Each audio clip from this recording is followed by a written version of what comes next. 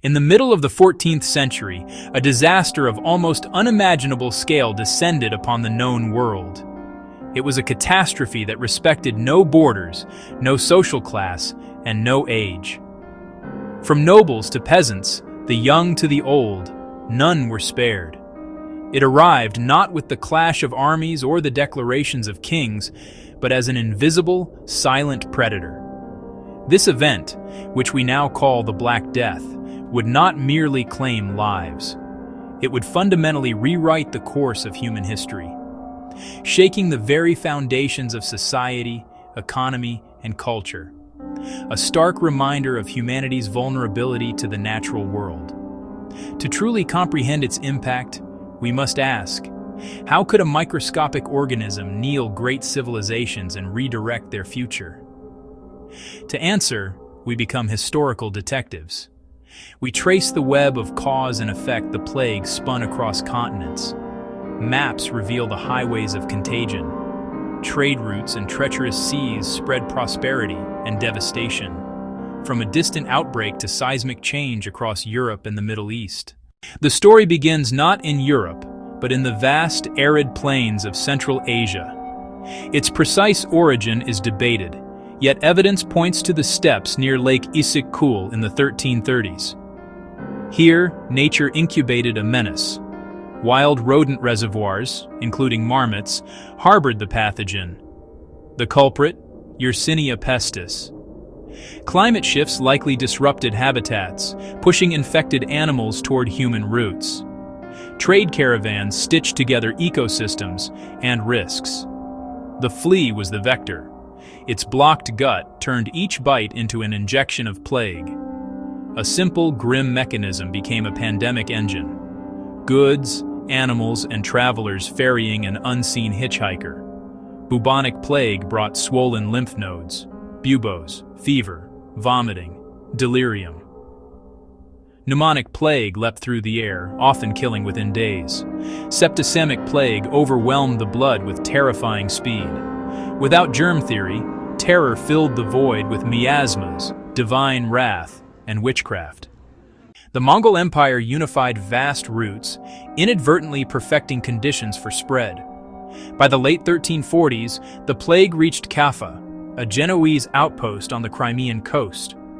Contemporary accounts allege infected bodies were hurled into the city during the siege of 1346. From Kaffa, death took to the sea: silks, spices, sailors, and rats. Floating coffins touched harbor after harbor. A dozen galleys arrived at Messina. Orders to leave came too late.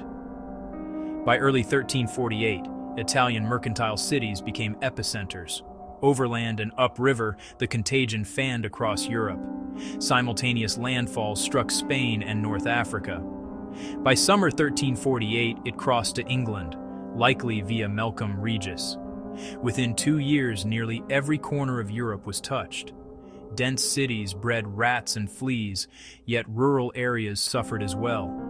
Pilgrims, merchants, and soldiers carried the terror along paths of faith and commerce. The map of its spread mirrors the medieval world itself. Its lifelines became vectors of death. The plague shattered daily rhythms and flooded towns with terror. Healthy at dawn, dead by dusk. Buboes, fever, internal bleeding, horror marked the body. Medicine, bound to humors and bad air, was powerless. Treatments ranged from futile to harmful. Shock tore at the social fabric. Fear severed communal bonds. Chroniclers described abandonment that broke the heart. Parents deserted children. Husbands left wives. The healthy fled the dying. Priests perished. Physicians fled. Last rites vanished. Burial pits overflowed. Dignity yielded to necessity. Europe lost 30 to 60% of its people between 1347 and 1351. Florence may have lost half. Some villages disappeared. The plague was indiscriminate in whom it struck. Recovery would take centuries. Grief and fatalism colored culture. Before the plague, a rigid feudal order rested on abundant, immobile labor. Mortality shattered the labor surplus, and with it, the system. Suddenly, labor grew scarce and valuable. Workers gained bargaining power across the continent. Mobility eroded serfdom village by village. Wages rose, rents fell, freedoms expanded. Records show sharp increases for plowmen, reapers, and artisans. Obligations gave way to cash rents and wage labor. Elites fought back. England's 1351 statute sought to freeze wages and bind workers. Parallel laws faltered against supply and demand. Attempts to reverse change stoked revolts, including England in 1381. Less demand for grain shifted land to sheep and wool. Textiles rose with fewer hands required. For many survivors, diets improved and disposable income grew. The plague undermined the authority of the church. Prayers went unanswered as priests and bishops also fell. Disillusion bred anti-clerical sentiment. Some turned to intense personal piety, bypassing institutions. Others sought scapegoats. Jewish communities suffered horrific violence even as the Pope condemned it. Art dwelt on death's democracy, the dance macabre. Writers embraced observation over authority, seeds of the Renaissance. Political shock forced rulers to adapt. States centralized, building sturdier administration and revenue.